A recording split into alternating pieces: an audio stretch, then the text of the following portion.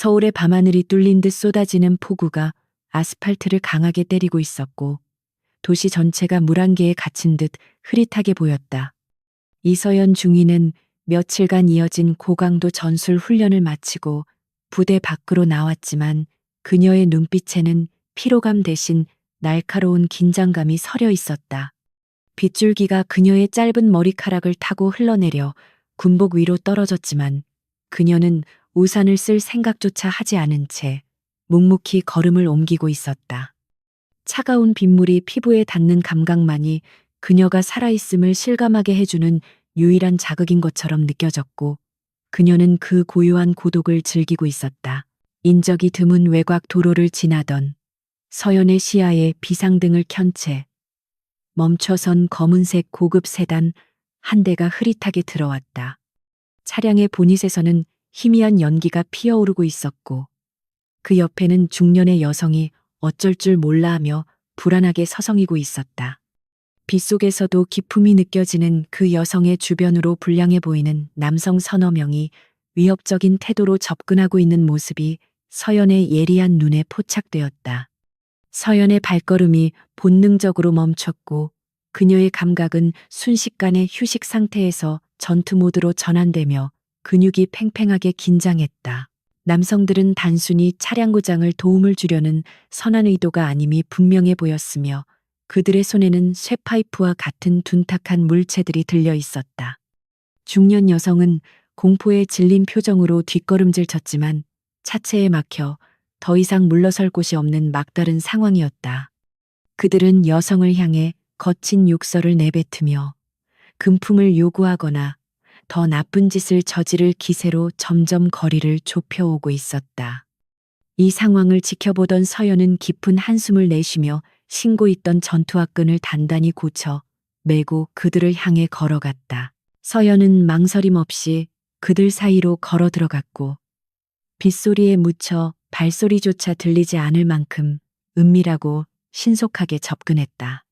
그녀가 남성들 중 우두머리로 보이는 자의 어깨를 가볍게 짚자 그는 짜증 섞인 얼굴로 욕설을 내뱉으며 뒤를 돌아보았다.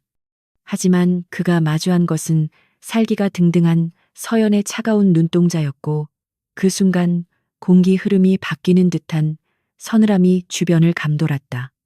서연은 낮고 위압적인 목소리로 그들에게 당장 물러가라고 경고했지만 그들은 여자가 끼어들었다며 비웃으며 그녀를 향해 무기를 휘둘렀다. 첫 번째 공격이 들어오는 순간 서연의 몸은 반사적으로 움직여 상대의 팔을 낚아채 관절을 꺾어버리는 동시에 중심을 무너뜨렸다. 고통에 찬 비명소리가 빗소리를 뚫고 울려 퍼지기도 전에 그녀는 회전 발차기로 또 다른 남자의 턱을 정확히 가격하여 쓰러뜨렸다. 군더더기 없는 동작은 마치 잘 짜인 춤처럼 유려했지만 그 파괴력은 상상을 초월하는 것이어서 보는 이로 하여금 전율을 느끼게 했다. 훈련으로 단련된 그녀의 근육과 뼈는 흉기를 든 건장한 남성들을 압도하기에 충분했고 순식간에 상황은 서연의 승리로 정리되었다. 바닥에 나뒹굴던 남성들은 서연의 압도적인 무력에 공포를 느끼고 비틀거리는 몸을 이끌며 어둠 속으로 도망치기 바빴다. 상황이 종료되자 서연은 숨을 고르며 주저앉아 떨고 있는 중년 여성에게 다가가 그녀의 상태를 살폈다.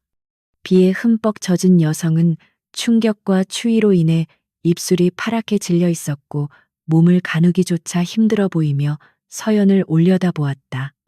서연은 자신의 젖은 머리카락을 쓸어 넘기며 여성의 떨리는 손을 잡아주었고 다친 곳이 없는지 확인하기 위해 시선을 빠르게 움직였다. 그녀는 자신이 입고 있던 두꺼운 야전 상의를 벗어 추위에 떨고 있는 여성의 어깨에 조심스럽게 걸쳐주며 체온을 나누어 주었다. 따뜻한 온기가 남아있는 옷이 닿자 여성은 놀란 눈으로 서연을 올려다보았지만 서연은 그저 담담한 표정을 지을 뿐이었다. 그녀는 여성이 안정을 찾을 수 있도록 등을 가볍게 두드려주며 경찰과 견인차가 곧 도착할 것이라고 짧고 단호하게 안심시켰다. 빗물에 젖은 서연의 얇은 셔츠가 몸에 달라붙어 근육의 윤곽이 드러났지만 그녀는 추위를 느끼지 못하는 사람처럼 의연했다. 중년 여성은 떨리는 손으로 서연의 옷자락을 꽉 잡으며 감사의 표시를 하고 싶으니 이름이라도 제발 알려달라고 간청했다. 하지만 서연은 고개를 가볍게 저으며 군인으로서 위기에 처한 시민을 위해 당연히 해야 할 일을 했을 뿐이라고 정중하게 대답했다. 그녀에게 있어 힘없는 시민을 보호하는 것은 칭찬받을 일이 아니라 호흡처럼 자연스러운 의무이자 사명이었기 때문이다.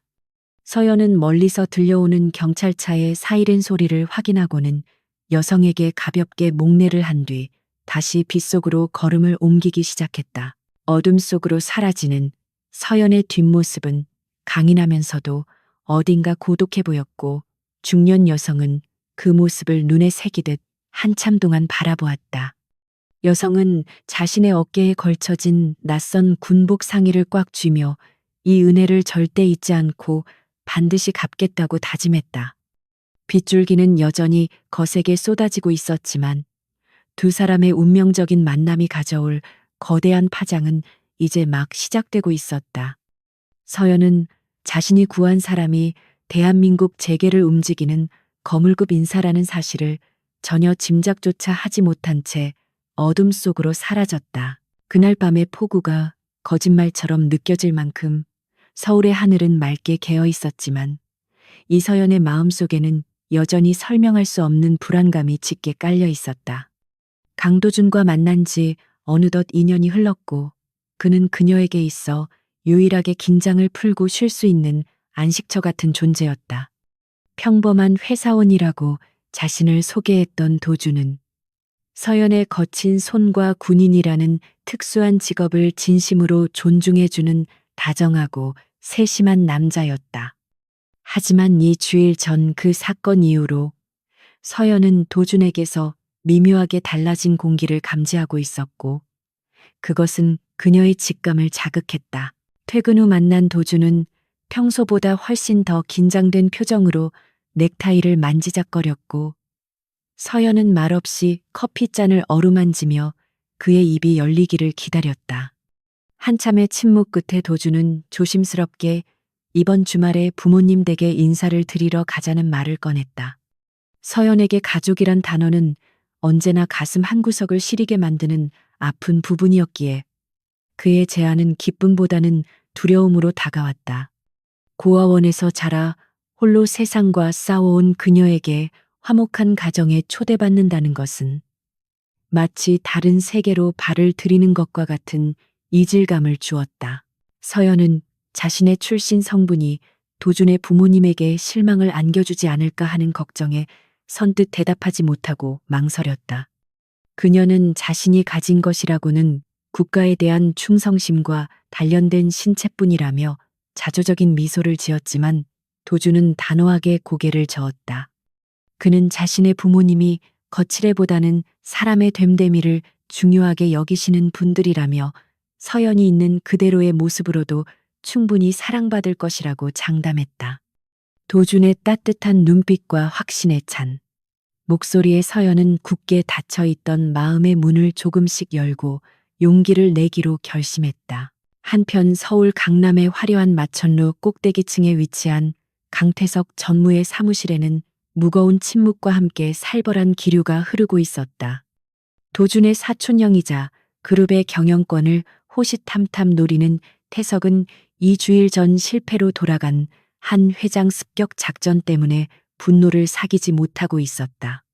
그의 계획대로라면 한 회장은 사고를 위장한 습격을 당해 병상에 누워 있어야 했고 그 틈을 타 자신이 경영권을 장악했어야 했다. 하지만 정체불명의 누군가가 개입하여 상황을 완전히 뒤집어 놓았다는 보고를 받고 그는 책상을 주먹으로 내리쳤다. 태석의 비서실장은 CCTV가 없는 사각지대에서 벌어진 일이라 개입한 인물의 신원을 파악하는데 어려움을 겪고 있다고 조심스럽게 보고했다. 유일한 단서는 현장에 남아있던 군화 발자국과 목격자들이 증언한 귀신 같은 솜씨의 여자라는 정보뿐이었고 이는 태석의 호기심과 경계심을 동시에 자극했다. 태석은 그 방해꾼을 찾아내어 뼈도 못 추리게 만들어주겠다고 다짐하며 이가 갈리는 소리가 날 정도로 턱에 힘을 주었다. 그는 도준이 이번 주말에 여자친구를 집에 데려온다는 소식을 전해 듣고 입가에 비릿한 미소를 띄었다. 태석은 도준이 데려올 여자가 뻔한 수준의 여자일 것이라고 짐작하며 이번 기회에 도준과 그 여자 모두를 가문의 수치로 만들어버릴 계획을 세웠다. 그는 도준의 아버지가 돌아가신 후 한 회장의 편애를 받는 도준을 눈엣 가시처럼 여겨왔기에 이번 식사 자리를 도준의 몰락을 위한 무대로 삼고자 했다. 태석은 자신의 수하들에게 식사 당일 집안의 경비를 강화한다는 명목으로 외부 인력을 배치하라고 지시하며 은밀한 함정을 파기 시작했다. 그는 도준이 데려올 여자가 누구든 간에 상류사회의 냉혹함과 모멸감을 맛보게 해줄 작정이었다. 약속한 날이 다가오자 서연은 평소 즐겨 입던 전투복과 활동복 대신 단정한 정장을 고르기 위해 옷장 앞에서 한참을 서성였다. 그녀는 거울 속에 비친 자신의 모습이 어색하게만 느껴졌고 화장기 없는 얼굴과 짧은 머리가 초라해 보이지 않을까 걱정했다. 하지만 그녀는 겉모습보다는 진심이 통할 것이라는 도준의 말을 믿으며 옷매무새를 다듬고 깊은 심호흡을 했다. 그녀의 허리춤에는 습관처럼 호신용 나이프가 숨겨져 있었지만 오늘은 평범한 예비 며느리로서의 역할에 충실하기 위해 무기들을 서랍 깊숙한 곳에 넣어두었다. 도준이 서연을 데리러 왔을 때 그는 평소와 달리 검은색 고급 세단을 타고 나타나 서연을 잠시 당황하게 만들었다. 서연이 의아한 눈빛을 보내자 도준은 회사 법인 차량을 잠시 빌린 것이라며 어색하게 둘러댔지만 서연의 예리한 감각은 무언가 숨겨져 있음을 감지했다. 차가 서울을 벗어나 한적하고 고요한 교외 지역으로 들어서자 차창밖 풍경은 점점 더 웅장하고 폐쇄적인 분위기로 바뀌어 갔다. 높은 담벼락과 감시 카메라들이 즐비한 저택들이 나타나기 시작하자 서연의 손에는 식은땀이 배어 나오기 시작했다. 서연은 자신이 생각했던 평범한 가정집과는 거리가 먼 풍경의 불안감을 느꼈고 도준을 향해 의문의 시선을 던졌다. 도준은 운전대를 잡은 손에 힘을 주며 이제야 사실대로 말하게 되어 미안하다는 말로 무겁게 입을 열었다. 그는 자신이 사실 국내 굴지의 대기업인 한성그룹의 직계 손자이며 오늘 가는 곳이 바로 그 본가라고 고백했다. 서연은 머리를 한 대 얻어맞은 듯한 충격을 받았지만 훈련된 군인답게 감정을 억누르며 침착함을 유지하려고 애썼다. 도준은 자신의 배경 때문에 사람들이 다가오는 것이 싫어 신분을 숨겼다며 서연만큼은 배경이 아닌 자신 자체를 사랑해 주길 바랐다고 진심을 털어놓았다.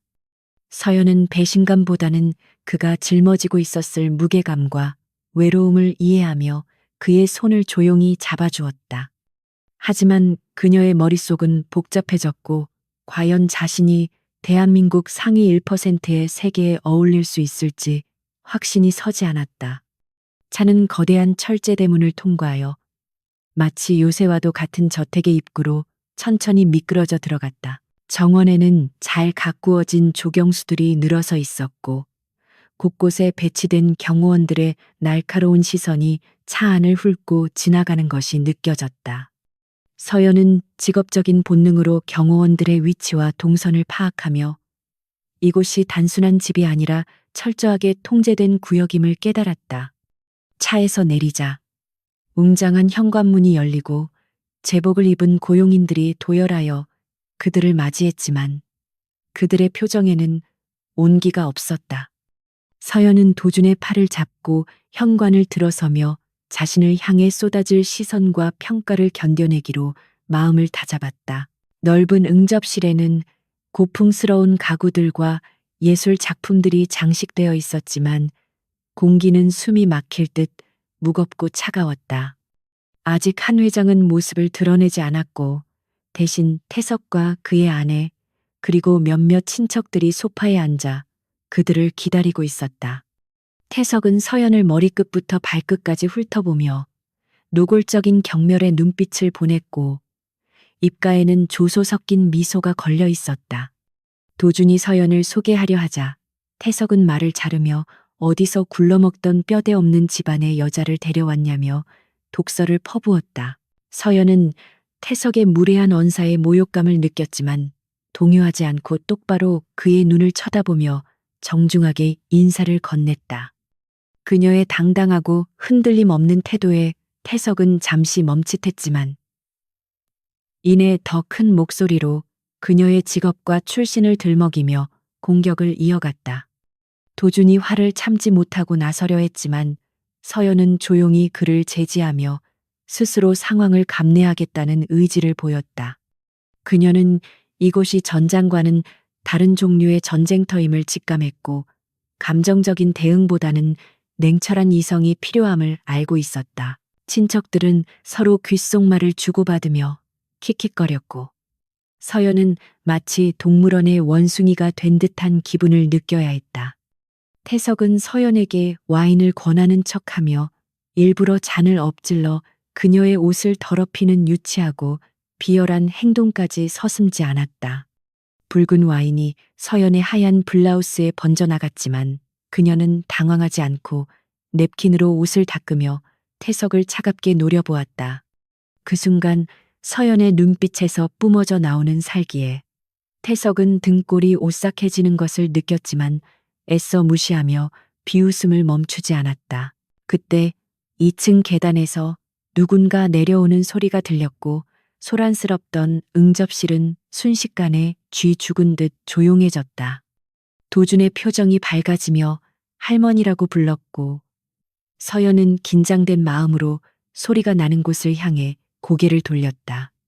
아직 얼굴은 보이지 않았지만 지팡이를 짚는 소리와 함께 위험 있는 발걸음 소리가 점점 가까워지고 있었다.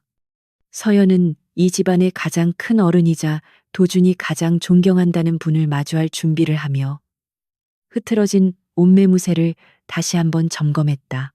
태석은 회심의 미소를 지으며 이제 곧 한 회장이 이 천박한 여자를 내쫓을 것이라고 확신하며 상황을 즐기고 있었다. 그는 자신이 준비한 모략들이 완벽하게 작동하여 도준이 후계자 구도에서 완전히 밀려나기를 기대하고 있었다. 하지만 운명의 수레바퀴는 태석이 전혀 예상하지 못한 방향으로 굴러가고 있었고 그 중심에는 서연이 있었다. 폭풍 전야와도 같은 긴장감 속에서 서연과 한 회장의 재회는 초읽기에 들어갔다. 강태석은 계단을 천천히 내려오는 한 회장을 바라보며 입가에 억지스러운 미소를 띄었지만 그의 눈동자 깊은 곳에는 차가운 살기가 번뜩이고 있었다. 그는 며칠 전 놈들을 시켜 눈엣 가시 같은 노인네를 조용히 처리하려던 계획이 실패로 돌아간 것에 대해 여전히 끓어오르는 분노를 사귀지 못하고 있었다. 정체불명의 회방꾼 때문에 완벽했던 암살 계획이 틀어졌지만 그는 오늘 밤이야말로 늙은 호랑이와 어린 사자를 동시에 사냥할 절호의 기회라고 확신했다. 그는 집안 곳곳에 심어둔 자신의 수족들이 은밀한 신호만을 기다리고 있다는 사실을 상기하며 재킷 안주머니에 꽂힌 만년필을 만지작거렸다. 한 회장은 평소보다 눈에 띄게 수척해진 모습으로 지팡이에 의지한 채 힘겹게 걸음을 옮겼고 그 모습은 그녀가 겪었을 심리적 충격을 짐작게 했다. 도준이 황급히 달려가 할머니를 부축하자 한 회장의 굳어있던 얼굴에 잠시나마 온화한 미소가 번졌지만 그 눈빛은 여전히 불안하게 흔들리고 있었다. 그녀는 사랑하는 손자가 데려온 손님을 제대로 맞이하고 싶었지만 기력이 쇠하여 고개를 들 힘조차 없는 듯 가볍게 눈인사만 건네고 상석에 앉았다. 태석은 그 틈을 타 서연과 한 회장의 시선이 마주치지 못하도록 교묘하게 자리를 배치하며 두 사람 사이를 가로막았다. 식당으로 이동하는 동안 서연의 예리한 감각은 이 저택을 감싸고 있는 기류가 단순한 가족 모임의 불편함과는 차원이 다르다는 것을 감지했다. 복도 곳곳에 배치된 보안 요원들의 서 있는 자세와 눈빛은 일반적인 경호원이라기보다는 실전 경험이 풍부한 용병들의 그것과 흡사했다. 그들의 손등에 박힌 굳은 살과 재킷 위로 불룩하게 튀어나온 흉기의 윤곽은 서연의 머릿속에 경고등을 켜지게 만들었다. 그녀는 본능적으로 비상구의 위치와 샹들리에의 낙하 지점, 그리고 무기로 사용할 수 있는 주변 사물들을 머릿속으로 빠르게 스캔하기 시작했다. 화려한 샹들리에 아래 차려진 만찬 테이블에는 최고급 요리들이 즐비했지만 그 누구도 음식에 손을 대지 않은 채 팽팽한 긴장감만이 감돌고 있었다. 태석은 와인잔을 빙글빙글 돌리며 도준을 향해 회사의 최근 실적 하락을 언급하며 노골적으로 비꼬기 시작했다. 그는 도준이 추진했던 프로젝트들이 모두 실패할 것이라는 악담을 퍼부으며 한 회장이 듣는 앞에서 손자의 무능함을 부각시키려 애썼다. 도준은 입술을 깨물며 침묵을 지켰지만 식탁 아래 쥐어진 그의 주먹은 분노로 인해 하얗게 질려 부들부들 떨리고 있었다. 서연은 도준의 허벅지에 자신의 손을 살며시 얹으며 그에게 무언의 위로와 침착함을 전달하려 노력했다. 그녀의 따뜻하고 단단한 손길에 도준은 겨우 이성을 되찾고 거친 숨을 고르며 태석의 도발에 넘어가지 않으려 마음을 다잡았다. 서연은 태석이 단순히 도준을 모욕하기 위해 이러는 것이 아니라 무언가 더 큰 그림을 그리고 있다는 것을 직감적으로 알아차렸다. 태석의 시선이 자꾸만 식당 입구를 지키고 있는 덩치 큰 사내들에게 향하는 것을 포착한 서연은 근육을 긴장시키며 만약의 사태에 대비했다. 식사가 진행될수록 태석의 공격 수위는 점점 더 높아졌고 이제는 도준을 넘어 서연의 부모님까지 들먹이며 인신공격을 서슴지 않았다. 그는 고아라는 서연의 출신을 언급하며 근본 없는 여자가 재벌가에 들어와 물을 흐린다며 혀를 찼다. 한 회장이 불편한 기색을 내비치며 그만하라고 경고했지만 태석은 이미 제동 장치가 고장난 폭주기관차처럼 멈출 줄을 몰랐다. 서연은 모욕감에 치를 떨기보다는 냉철한 분석가로서 태석의 심리 상태와 그가 노리는 허점을 파악하는 데 집중했다. 그때 태석의 눈짓을 받은 웨이터 중 한 명이 와인병을 들고 서연의 뒤로 다가왔고 서연의 뒤통수에는 서늘한 기운이 스쳐 지나갔다. 서연은 굳이 뒤를 돌아보지 않아도 그 웨이터의 살기와 근육의 움직임을 통해 그가 단순한 서빙을 하러 온 것이 아님을 감지했다. 놈은 와인을 따르는 척하다가 서연의 옷에 쏟거나 혹은 더 직접적인 위협을 가할 준비를 하고 있는 것이 분명했다. 서연은 테이블 위에 놓인 나이프의 위치를 확인하고 발을 살짝 뒤로 빼며 무게 중심을 이동시켜 언제든지 튀어나갈 준비를 마쳤다. 식당 안의 공기는 마치 성냥불만 그으면 폭발할 것 같은 가스실처럼 위태로웠고 모든 시선이 태석과 서연 사이에 집중되었다. 태석은 서연이 공포에 질려 울음을 터뜨리거나 도준이 폭력을 행사하여 이를 망치기를 기대하며 비릿한 웃음을 흘렸다. 하지만 서연은 태석의 예상과는 달리 너무나도 평온하고 차분한 표정으로 그를 응시하고 있었고 그 눈빛은 태석을 묘하게 거슬리게 만들었다. 서연은 지금 이 순간이 폭풍전야의 고요함임을 알고 있었고 곧 닥쳐올 거대한 혼란 속에서 자신이 지켜야 할 사람들을 떠올렸다. 도준은 더 이상 참지 못하고 자리에서 벌떡 일어났고 의자가 뒤로 넘어지며 요란한 소리를 냈다. 그는 태석을 향해 손가락질하며 당장 사과하라고 소리쳤지만 태석은 오히려 기다렸다는 듯이 경호원들에게 눈짓을 보냈다. 식당 문이 덜컥 소리를 내며 잠겼고 그림자 속에 숨어있던 사내들이 천천히 모습을 드러내며 포위망을 좁혀오기 시작했다. 서연은 짧게 숨을 들이마시며 도준의 팔을 잡아 끌어 자신의 등 뒤로 보호했고 날카로운 눈빛으로 적들의 숫자를 세기 시작했다.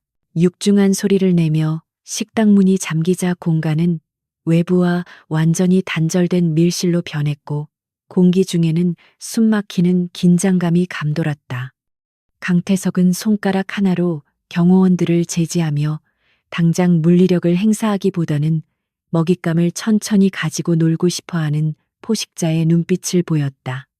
그는 도준과 서연이 공포에 질려 무릎을 꿇고 애원하는 모습을 보고 싶어 했으며 그것이야말로 그가 생각하는 진정한 승리였다. 식탁 주위에 둘러앉은 친척들은 태석의 위세에 눌려 숨소리조차 크게 내지 못하고 눈치만 살피며 상황이 어떻게 흘러갈지 지켜보고 있었다. 서연은 잠긴 문과 경호원들의 배치를 확인한 뒤 자신의 위치가 전술적으로 매우 불리하다는 것을 냉정하게 판단했다. 그녀의 등 뒤에는 벽이 있어 퇴로가 차단되었고 앞에는 건장한 사내들이 포위망을 형성하고 있어 섣불리 움직였다가는 도준이나 한 회장이 다칠 수 있었다. 하지만 그녀의 표정은 태풍의 눈처럼 고요했고 그 침착함은 오히려 그녀를 둘러싼 적들을 당혹스럽게 만들고 있었다. 서연은 도준의 손을 꽉 잡으며 그에게 지금은 감정을 폭발시킬 때가 아니라 냉철하게 버텨야 할 때라는 신호를 끊임없이 보냈다. 태석은 와인잔을 천천히 흔들며 서연을 향해 군인 월급으로 이런 고급 요리를 구경이나 해봤겠냐며 비릿한 조소를 날렸다.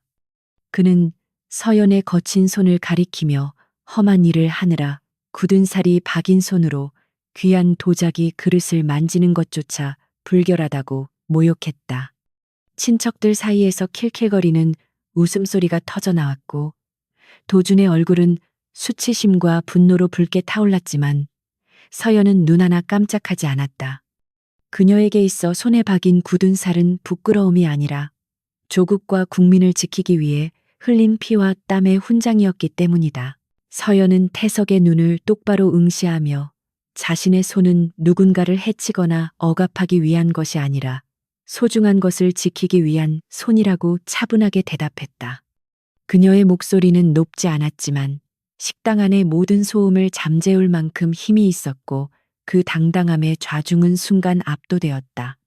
태석은 예상치 못한 반격에 잠시 말을 잃었지만 이내 자존심에 상처를 입고 얼굴을 일그러뜨리며 거칠게 테이블을 내리쳤다. 그는 천한 군인 주제에 감히 누구 앞에서 설교를 하냐며 고래고래 소리를 질렀고 분위기는 금방이라도 폭발할 듯 험악해졌다. 태석의 아내인 윤 여사가 나서서 분위기를 더욱 돋우려는 듯 서연의 앞에 놓인 수프 접시를 일부러 쳐서 바닥에 떨어뜨렸다. 쨍그랑하는 날카로운 파열음과 함께 뜨거운 수프가 사방으로 튀었고 서연의 정장 치마 끝자락이 지저분하게 얼룩졌다.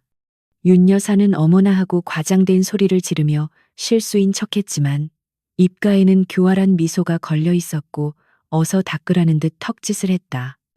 이것은 명백히 서연을 하녀 취급하며 인격을 짓밟으려는 저급하고 유치한 도발이었고 도주는 참지 못하고 의자를 박차고 일어나려 했다. 서연은 도준의 팔을 잡고 고개를 가로저으며 그를 진정시킨 뒤 천천히 자리에서 일어나 윤 여사를 내려다보았다. 그녀는 닦으라는 말에 순응하는 대신 냅킨을 들어 자신의 옷에 묻은 얼룩을 털어내며 품위 있는 태도를 잃지 않았다. 서연은 실수가 잦은 것을 보니 손이 많이 떨리시는 것 같다며 병원에 가보시는 게 좋겠다고 정중하게 되받아쳤다.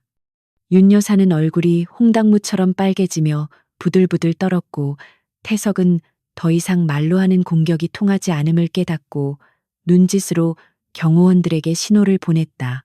그때 상석에 앉아있던 한 회장이 고통스러운 신음소리를 내며 가슴을 움켜쥐었고 식당 안의 시선이 일제히 그녀에게 쏠렸다. 한 회장은 며칠 전 빗속에서의 사고 후유증과 지금의 극심한 스트레스로 인해 호흡 곤란을 일으키고 있는 것이 분명해 보였다. 하지만 태석은 어머니의 고통을 보고도 걱정하기는커녕 오히려 이 상황을 이용해 도준을 더욱 압박할 기회로 삼으려는 듯 냉담한 태도를 보였다.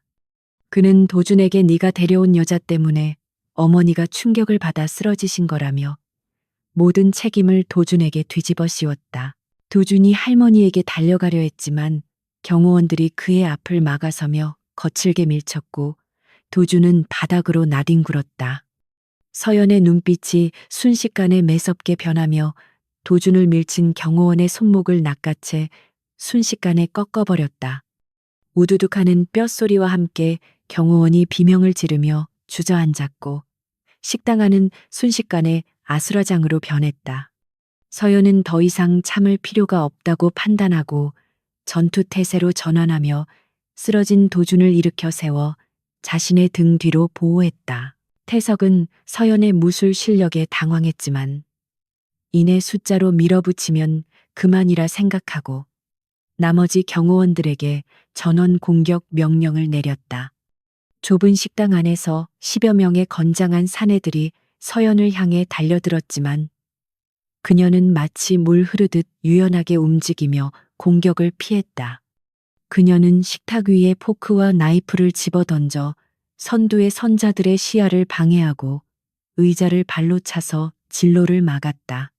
서연의 움직임은 인간의 한계를 넘어선 듯 빠르고 정확했으며 그녀가 지나간 자리에는 신음하는 남자들이 나뒹굴었다.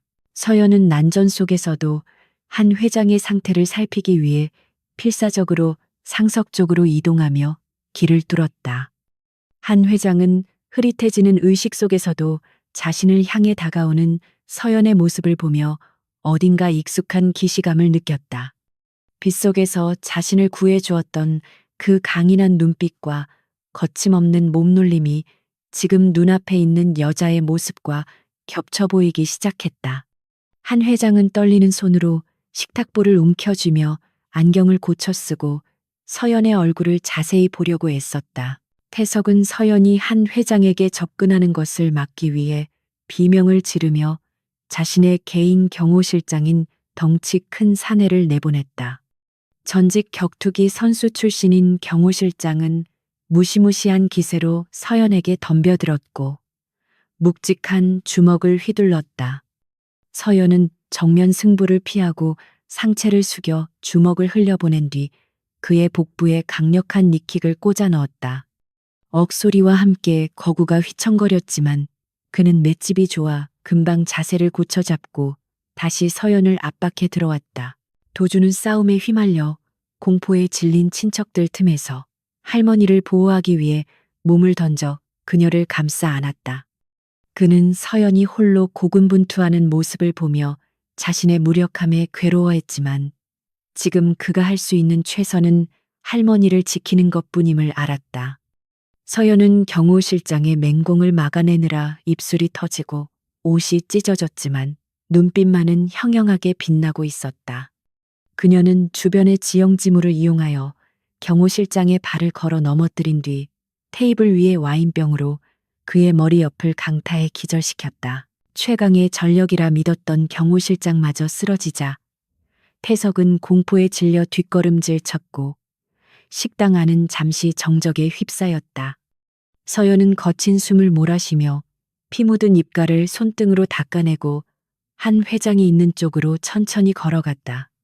그녀의 흐트러진 머리카락 사이로 땀방울이 흘러내렸고 찢어진 블라우스 사이로 드러난 상처들이 그녀의 치열했던 사투를 증명해주고 있었다. 경호원들은 서연의 기세에 눌려 더 이상 덤벼들지 못하고 주춤거렸으며 길을 터주었다. 서연은 도준의 품에 안겨있는 한 회장 앞에 무릎을 꿇고 괜찮으신지 상태를 살피기 위해 그녀의 손목을 잡고 맥박을 체크했다. 한 회장은 가까이 다가온 서연의 얼굴을 보며 기억의 퍼즐이 완벽하게 맞춰지는 것을 느꼈다. 빗속에 그날 밤 자신에게 따뜻한 군복을 덮어주었던 생명의 은인이 바로 눈앞에 이 아가씨라는 사실을 깨달은 것이다. 한 회장의 눈에서 뜨거운 눈물이 흘러내렸고 그녀는 떨리는 목소리로 무언가 말하려 했지만 목이 메어 소리가 나오지 않았다.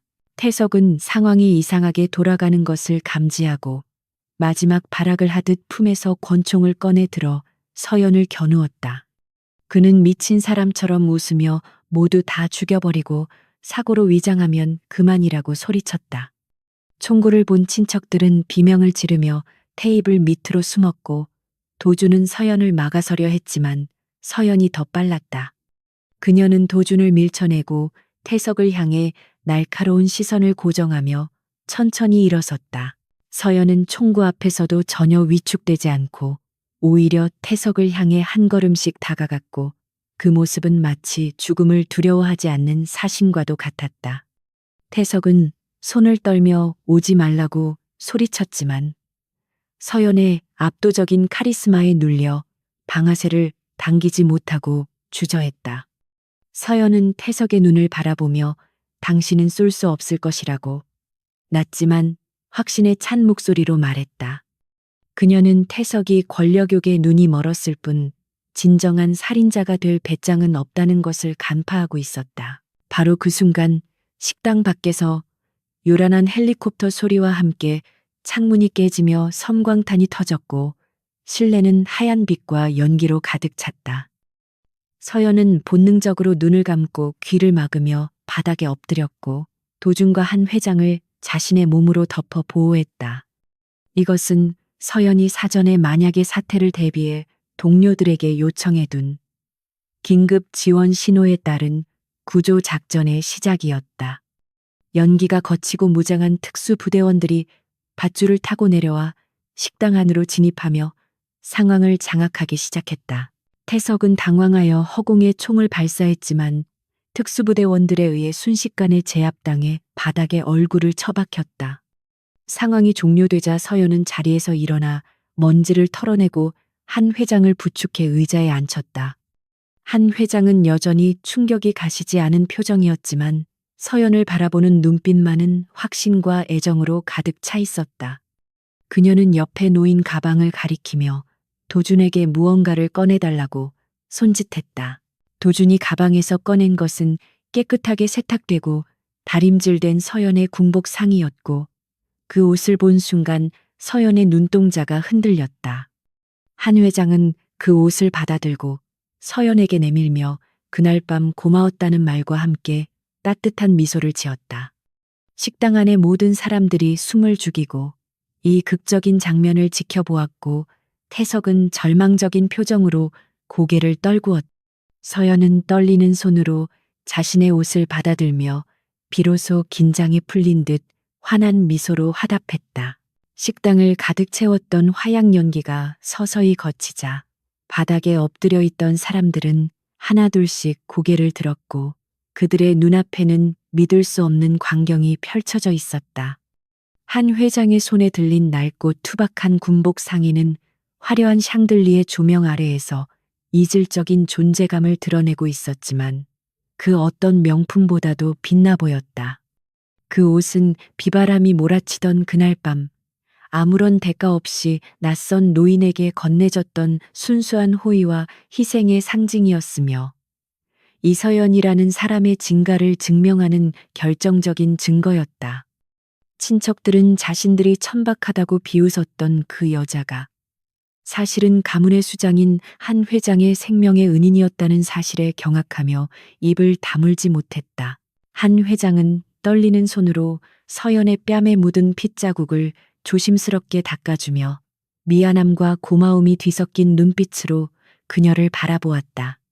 그녀는 자신이 며느리감으로 맞이하고 싶었던 강인하고 따뜻한 심성을 가진 여인이 바로 손자가 사랑하는 사람이라는 사실에 운명적인 전율을 느꼈다.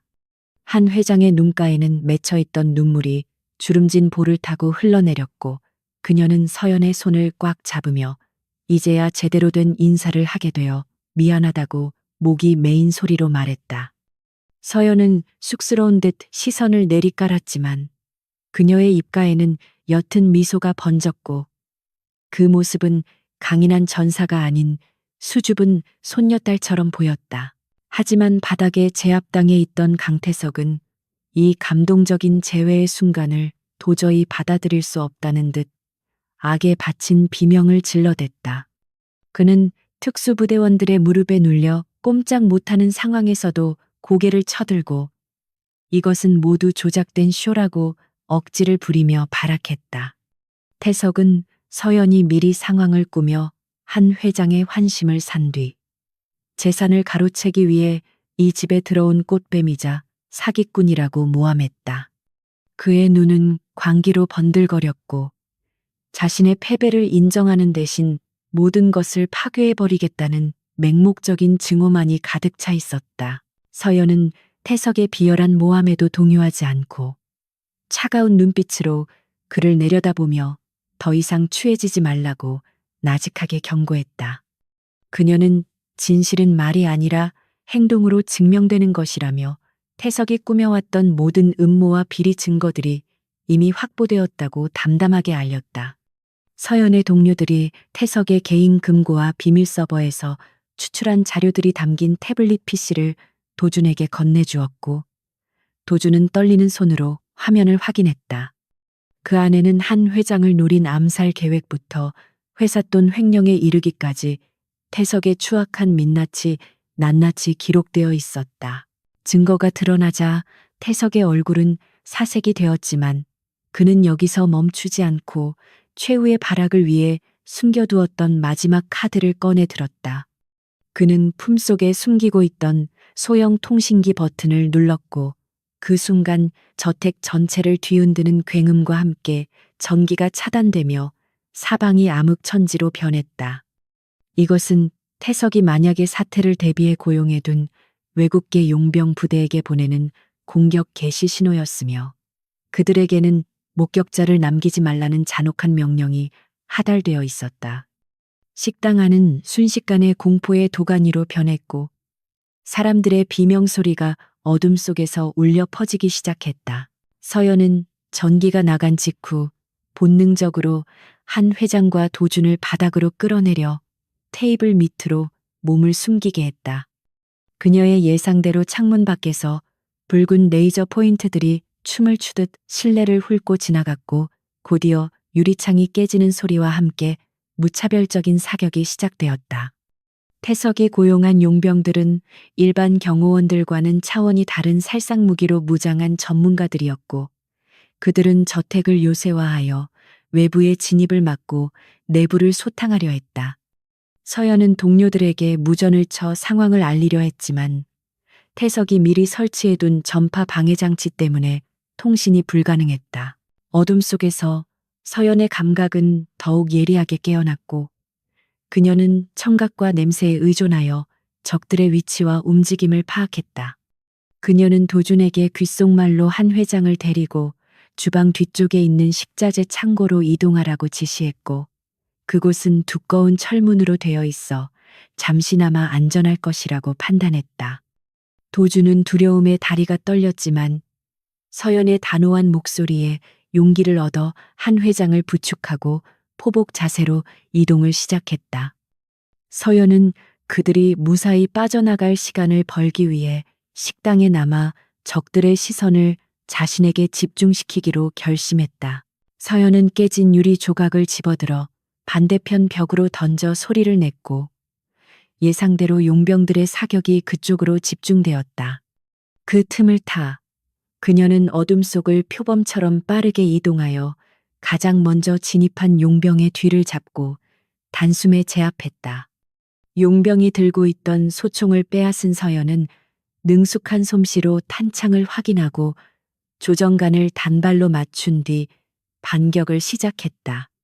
그녀의 정확한 사격에 창가에 매복해 있던 적들이 하나둘씩 쓰러졌고 식당 안은 총구에서 뿜어져 나오는 불꽃으로 번쩍였다. 한편 도준과 한 회장은 쏟아지는 총알을 피해 간신히 주방으로 들어섰지만 그곳에도 이미 태석의 수하가 매복하고 있었다. 칼을 든 괴한이 어둠 속에서 튀어나와 도준을 덮쳤고 도준은 엉겁결에 주변에 있던 프라이팬을 휘둘러 공격을 막아냈다. 평생 싸움이라곤 해본 적 없는 도준이었지만 사랑하는 할머니와 자신을 믿어준 서연을 위해 초인적인 힘을 발휘하여 괴한과 맞서 싸웠다. 한 회장은 손자의 필사적인 모습을 보며 눈물을 흘렸고 주변에 있는 조리 도구들을 던져 도준을 도왔다. 서연은 식당의 적들을 어느 정도 정리한 뒤 도준이 걱정되어 주방 쪽으로 향하려 했지만 더 강력한 중화기로 무장한 적의 지원 병력이 현관을 폭파하고 진입했다. 거대한 폭발음과 함께 먼지 구름이 일었고 중무장한 용병들이 전술 대형을 갖추고 밀고 들어오자 서연은 잠시 주춤할 수밖에 없었다. 그녀는 혼자서 다수의 적을 상대하는 것은 무모하다고 판단하고 연막탄을 터뜨려 시야를 가린 뒤 2층으로 이어지는 계단 쪽으로 몸을 피했다. 그녀의 목표는 적들을 분산시키고 지형지물을 이용해 각계격파하는 게릴라 전술로 전환하는 것이었다. 태석은 혼란을 틈타 자신을 제압하고 있던 특수부대원 서연의 동료의 허벅지를 숨겨둔 나이프로 찌르고 탈출에 성공했다. 그는 피 묻은 얼굴로 광소하며 무전기를 통해 용병 대장에게 서연과 도준, 그리고 한 회장 모두를 사살하라고 고래고래 소리쳤다. 이제 그는 이성적인 판단이 불가능한 상태였으며 자신의 범죄를 덮기 위해 친어머니와 조카마저 희생시키려는 괴물이 되어 있었다. 태석은 비밀 통로를 통해 자신의 집무실로 이동하여 해외 도피를 위한 자금을 챙기려 했다. 서연은 2층 난간에 매달려 1층 로비의 상황을 살피며 머릿속으로 빠르게 작전 지도를 그려나갔다. 적들은 프로들이었지만 이곳은 그녀가 파악해둔 지형이었고 어둠은 훈련된 그녀에게 있어 가장 강력한 아군이었다.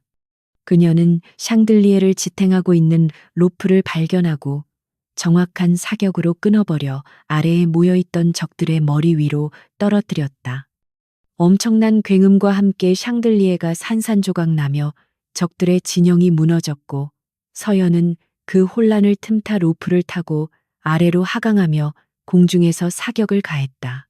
그녀의 움직임은 마치 액션 영화의 한 장면처럼 화려하고 치명적이었으며 적들은 하늘에서 떨어지는 사신을 보며 공포에 질렸다. 착지와 동시에 구르며 자세를 잡은 서연은 양손에 든 권총으로 근거리에 있는 적들을 순식간에 무력화시켰다. 하지만 탄알이 바닥나자 그녀는 총을 버리고 맨손 격투로 전환하여 달려드는 적들의 관절을 꺾고 급소를 가격했다. 그녀의 몸은 이미 한계에 다다랐지만 정신력 하나로 버티며 오직 도준과 한 회장이 있는 주방으로 가는 길을 뚫기 위해 전진했다. 주방에 도착한 서연은 도준이 피투성이가 된 채 괴한을 제압하고 헐떡거리는 모습을 발견하고 안도의 한숨을 내쉬었다. 도준은 서연을 보자마자 긴장이 풀린 듯 다리에 힘이 풀려 주저앉았지만 눈빛만은 살아있었다. 서연은 도준의 어깨를 감싸 안으며 잘했다고 칭찬해 주었고 한 회장은 무사한 두 사람을 보며 감사의 기도를 올렸다. 하지만 아직 상황은 끝나지 않았고 태석이 도주를 위해 헬기를 호출했다는 무전 내용이 서연의 귀에 들려왔다. 서연은 태석을 이대로 보내면 평생 도준과 한 회장이 위험에 시달릴 것임을 알기에 결단을 내려야만 했다. 그녀는 도준에게 한 회장을 데리고 지하 벙커로 숨으라고 지시한 뒤 자신은 태석을 잡기 위해 옥상으로 가겠다고 말했다. 도준은 위험하다며 만류했지만 서연은 걱정 말라며 짧게 입을 맞추고 다시 전장으로 뛰어들었다. 빗줄기는 그쳤지만 밤하늘에는 헬기의 프로펠러 소리가 점점 가까워지고 있었고 서연과 태석의 마지막 대결이 임박해 있었다. 옥상으로 향하는 계단을 뛰어오르며 서연은 자신의 몸에 남은 마지막 에너지를 끌어모았고 상처의 고통조차 잊은 상태였다. 그녀는 태석이 단순한 악인이 아니라 자신의 욕망을 위해 가족마저 저버린 비극적인 인물임을 되새기며 그를 반드시 법의 심판대에 세우겠다고 다짐했다. 옥상 문을 박차고 나가자 강한 바람이 그녀의 머리카락을 휘날리게 했고 저 멀리서 태석이 헬기를 향해 손을 흔드는 모습이 보였다. 서연은 거친 숨을 몰아쉬며 태석의 이름을 크게 외쳤고 태석은 놀란 듯 뒤를 돌아보며 악마 같은 미소를 지었다. 헬리콥터의 프로펠러가 일으키는 거센 바람이 옥상을 강타하며 서연의 몸을 휘청거리게 만들었고 귀를 찢을 듯한 소음이 공간을 지배했다. 강태석은 헬기에 오르기 직전 뒤를 돌아보며 피투성이가 된 채 쫓아온 서연을 향해 비열한 비웃음을 날렸고, 그의 옆에는 최정의 용병 2명이 마지막 방어선을 구축하고 있었다. 그들은 태석의 탈출 시간을 벌기 위해 목숨을 걸고 서연을 막아설 기세였으며, 그들의 손에는 날카로운 군용 단검이 번들거리고 있었다. 서연은 이미 체력이 바닥난 상태였지만 정신력 하나로 버티며 흐트러진 호흡을 가다듬고 전투 자세를 취했다. 첫 번째 용병이 기합 소리와 함께 서연의 목을 노리고 단검을 휘두르자 서연은 상체를 뒤로 젖혀 아슬아슬하게 공격을 피했다. 그녀는 반동을 이용해 용병의 팔목을 잡고 자신의 몸쪽으로 끌어당기며 무릎으로 상대의 복부를 강력하게 가격했다. 용병이 고통에 몸을 웅크리는 틈을 놓치지 않고 서연은 그의 팔을 비틀어 단검을 떨어뜨리게 만든 뒤 턱에 정확한 어퍼컷을 꽂아 넣었다. 순식간에 벌어진 공방이었지만 서연의 동작은 낭비가 없었고 그녀의 눈빛은 흔들림 없이 다음 상대를 향해 고정되어 있었다. 나머지 한 명의 용병은 동료가 쓰러지는 것을 보고도 주저하지 않고 달려들었으며 그의 공격은 훨씬 더 묵직하고 파괴적이었다. 그는 서연의 부상당한 어깨를 집요하게 노리며 주먹과 발을 섞어 맹공을 퍼부었고 서연은 방어에 급급하여 뒷걸음질 칠 수밖에 없었다. 헬기의 엔진 소리가 더욱 커지며 태석이 탑승하려는 모습이 시야에 들어오자 서연의 마음은 조급해지기 시작했다. 그녀는 이대로 태석을 놓치면 모든 것이 수포로 돌아간다는 생각에 이를 악물고 고통을 참아내며 반격의 기회를 노렸다. 서연은 용병의 발차기를 피하는 척하며 바닥을 구르고 옥상에 설치된 환기구 파이프를 박차고 뛰어올랐다. 공중에서 몸을 비틀며 회전력을 이용해 용병의 머리를 향해 강력한 돌려차기를 날렸고 둔탁한 타격음과 함께 거구가 바닥으로 쓰러졌다. 서연은 착지와 동시에 비틀거렸지만 지체할 시간 없이 헬기를 향해 전력으로 질주하기 시작했다. 태석은 서연이 자신의 경호원들을 모두 처리한 것을 보고 경악하며 조종사에게 빨리 이륙하라고 고래고래 소리를 질렀다. 헬기가 서서히 지면에서 떠오르기 시작했고 태석은 열린 문틈으로 서연을 내려다보며 안도와 조소가 섞인 표정을 지었다. 하지만 서연은 포기하지 않고 옥상 난간을 딛고 도약하여 떠오르는 헬기의 랜딩 기어를 맨손으로 움켜잡았다. 그녀의 몸이 허공에 매달리자 어깨에 상처가 찢어지는 듯한 고통이 밀려왔지만 그녀는 절대 손을 놓지 않았다. 조종사는 기체가 기우뚱거리자 당황하여 균형을 잡으려 애썼고 태석은 서연을 떨어뜨리기 위해 발로 그녀의 손을 짓밟기 시작했다. 서연은 손등이 지시겨지는 고통 속에서도 눈을 부릅뜨고 반대편 손으로 태석의 발목을 낚아채 힘껏 잡아당겼다. 예상치 못한 힘에 중심을 잃은 태석은 비명을 지르며 헬기 밖으로 튕겨져 나왔고 두 사람은 엉겨 붙은 채 옥상 바닥으로 거칠게 추락했다. 콘크리트 바닥에 부딪힌 충격으로 서연은 잠시 숨이 닿는 듯 했지만 본능적으로 몸을 굴려 낙법을 취해 피해를 최소화했다. 반면 태석은 준비 없이 떨어져 팔다리가 꺾인 채 고통에 몸부림치며 바닥을 기어다니고 있었다. 서연은 비틀거리며 일어나 태석에게 다가갔고 그녀의 그림자가 공포에 질린 태석의 얼굴 위로 짙게 드리워졌다. 태석은 뒷걸음질치며 제발 살려달라고 애원했고 돈이라면 얼마든지 주겠다며 비굴하게 협상을 시도했다. 하지만 서연은 대답 대신 차가운 눈빛으로 그를 내려다보며 수갑을 꺼내 그의 손목에 단단히 채웠다. 그녀는 당신이 매수할 수 있는 것은 당신과 똑같은 쓰레기들 뿐이라며 정의는 돈으로 살 수 없다는 사실을 뼈저리게 느끼게 해주겠다고 일갈했다. 그때 옥상 문이 열리며 경찰 특공대와 서연의 동료들이 들이닥쳤고 하늘에는 지원 나온 경찰 헬기가 서치라이트를 비추었다. 밝은 빛이 옥상을 가득 채우자 태석은 모든 것이 끝났음을 깨닫고 절망적인 표정으로 고개를 떨구었다. 도준이 헐레벌떡 뛰어와 서연을 찾았고 피투성이가 된 채 서 있는 그녀를 발견하자마자 달려와 으스러지도록 끌어안았다. 서연은 도준의 품에 안겨 비로소 긴장이 풀린 듯 다리에 힘이 풀렸고 거친 숨을 몰아쉬며 그의 어깨에 얼굴을 묻었다. 특공대원들은 태석을 연행하며 그에게 미란다 원칙을 고지했고 태석은 끌려가면서도 억울하다며 고함을 질렀지만 아무도 귀 기울이지 않았다. 서연의 동료 중 한 명이 다가와 서연에게 경례를 붙이며 작전 성공을 알렸고 서연은 힘겹게 마주 경례를 했다. 옥상의 거센 바람도 멈추고 도시의 야경이 평온하게 빛나고 있었지만 서연의 몸은 전투의 후유증으로 미세하게 떨리고 있었다. 도준은 자신의 재킷을 벗어 서연에게 덮어주며 이제 다 괜찮다고 속삭였고 서연은 그 말에 깊은 안도감을 느꼈다. 잠시 후 한 회장이 비서들의 부축을 받으며 옥상으로 올라왔고 수갑을 차고 끌려가는 아들 태석의 모습을 비통한 표정으로 지켜보았다. 그녀는 어머니로서 자식을 잘못 가르친 죄책감에 가슴을 쳤지만 가문의 수장으로서 법의 심판을 피하게 할 생각은 추호도 없었다. 한 회장은 서연에게 다가가 떨리는 손으로 그녀의 상처 입은 손을 잡으며 가문의 명예와 가족의 목숨을 구해준 것에 대해 진심으로 감사를 표했다.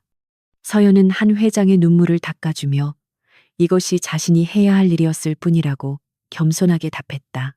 현장은 빠르게 정리되었고 부상자들은 대기하고 있던 구급차로 이송되기 시작했으며 서연도 응급처치를 받기 위해 이동해야 했다.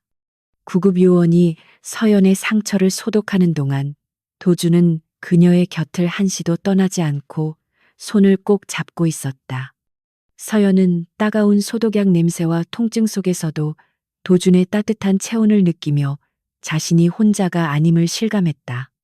그녀는 창밖으로 밝아오는 여명을 바라보며 길고 길었던 밤이 지나고 새로운 아침이 오고 있음을 느꼈다. 서연은 구급차에 오르기 전 뒤를 돌아보며 엉망이 된 저택을 바라보았고 그곳에는 탐욕과 오만이 남긴 상처가 가득했다.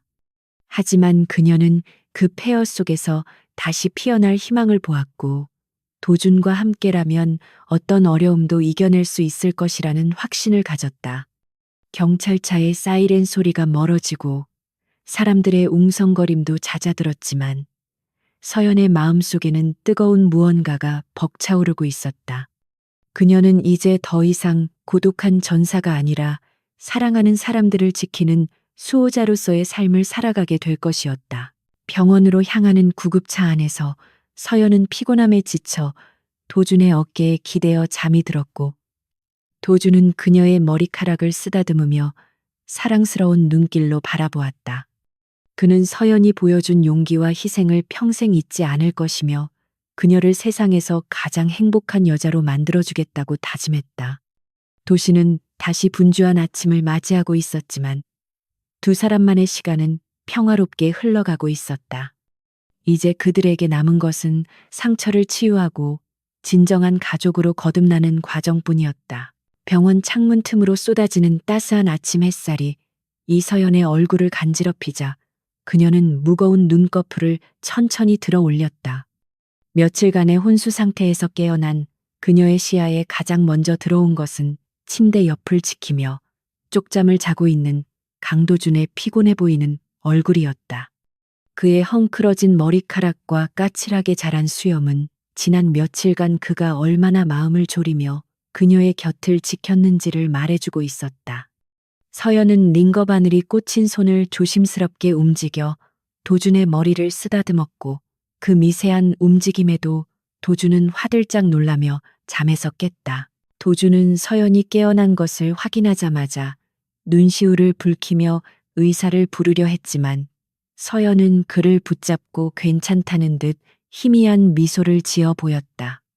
그는 서연의 손을 자신의 볼에 비비며 다시는 깨어나지 못할까봐 얼마나 무서웠는지 모른다며 울먹이는 목소리로 고백했다.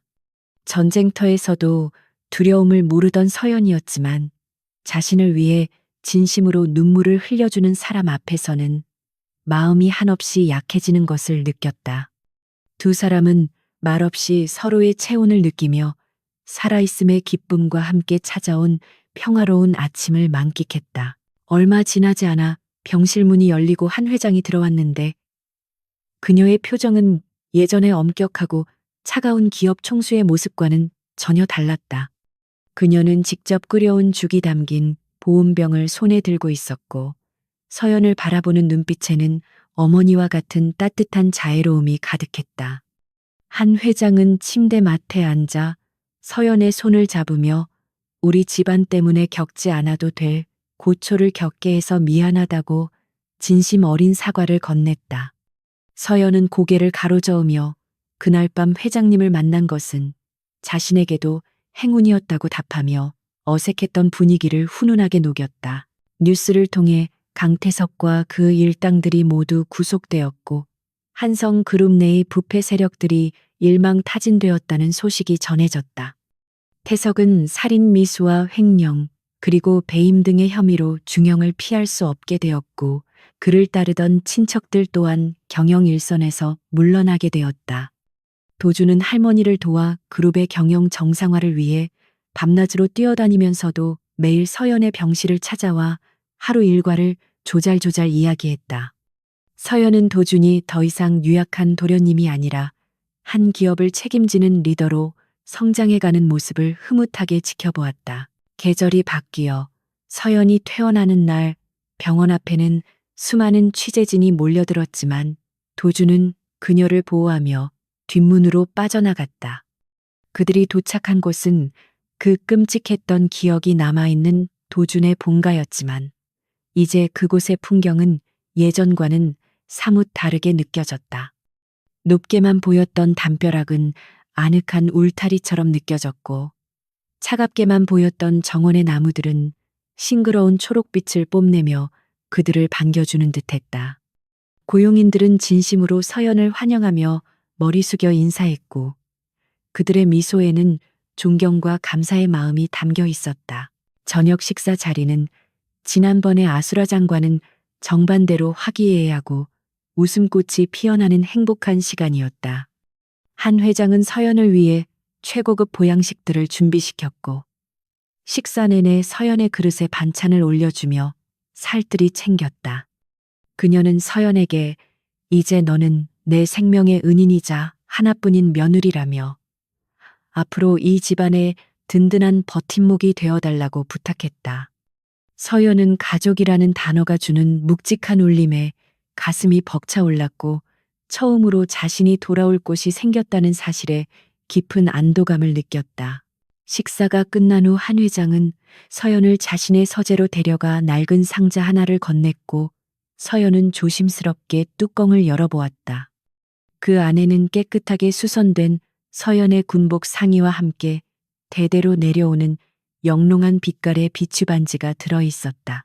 한 회장은 이 군복이 우리 인연의 시작이었다면 이 반지는 우리 가족의 미래를 약속하는 증표라고 설명하며 서연의 손가락에 직접 끼워 주었다. 서연은 군복을 어루만지며 비 오는 날 밤에 우연히 만들어낸 기적 같은 인연에 대해 다시 한번 생각하게 되었다. 도주는 정원 테라스로 서연을 데리고 나가 밤하늘의 별을 바라보며 품에서 작은 벨벳 케이스를 꺼냈다. 그는 화려한 수식어 대신 앞으로 평생 너의 뒤에서 너를 지켜주는 보급관이 되고 싶다며 담백하지만 진심이 담긴 프러포즈를 했다. 서연은 피식 웃음을 터뜨리며 자신은 전방 공격수니까 보급관이 아주 중요하겠다고 농담을 던지며 그의 프러포즈를 받아들였다. 두 사람은 달빛 아래서 입을 맞추었고 그들의 그림자는 하나로 겹쳐지며 영원한 사랑을 맹세했다. 1년 후 화창한 봄날 야외 결혼식장은 하객들의 축복 소리와 꽃향기로 가득 찼고 버진 로드 끝에는 턱시도를 입은 도준이 서 있었다. 서연은 순백의 웨딩드레스를 입었지만 부케 안에는 작은 군번줄을 숨겨두어 자신의 정체성을 잊지 않았음을 보여주었다. 한 회장은 혼주석에 앉아 눈가를 훔치며 세상에서 가장 아름다운 신부의 입장을 지켜보았고, 하객들은 뜨거운 박수로 그들의 앞날을 축복했다. 서연의 동료 군인들이 예도물을 하며 길을 열어주었고, 서연은 당당한 발걸음으로 도준을 향해 걸어갔다. 결혼식이 끝나고 피로연이 무르익을 무렵 서연은 잠시 틈을 타 한 회장에게 다가가 귓속말로 고맙다는 인사를 전했다. 한 회장은 서연의 손을 꼭 잡으며 네가 나에게 옷을 덮어주던 그 순간부터 너는 이미 내 딸이었다고 따뜻하게 속삭였다. 서연은 그 말에 눈물이 핑 도는 것을 느끼며 고개를 끄덕였고, 세 사람은 서로를 마주보며 환하게 웃었다. 악연이 될 뻔했던 만남은 서로의 진심과 용기 덕분에 세상에서 가장 단단한 가족이라는 결실을 맺게 되었다. 이야기는 시간이 흘러도 전설처럼 회자되었는데, 한성그룹의 안주인이 된 서연이 여전히 군 복무를 이어가며 노블레스 오블리주를 실천했기 때문이다. 그녀는 자신의 지위와 재력을 이용하여 소외된 이웃을 돕고 전역 군인들의 복지를 위해 힘쓰며 존경받는 인물로 거듭났다. 도준 역시 서연의 내조 덕분에 그룹을 투명하고 건실하게 이끌며 재계의 모범적인 경영인으로 인정받게 되었다. 그들은 가끔 비가 오는 날이면 창밖을 바라보며 그날 밤의 기적을 추억하곤 했다. 어느 비 오는 늦은 밤, 서연은 퇴근길에 우산도 없이 걸어가는 한 노인을 발견하고 차를 세우라 지시했다. 그녀는 망설임 없이 차에서 내려 자신의 코트를 벗어 노인의 어깨에 덮어주었고, 도준은 흐뭇한 미소로 그 모습을 지켜보았다. 친절은 돌고 돌아 결국 자신에게 돌아온다는 진리를 그녀는 누구보다 잘 알고 있었기 때문이었다.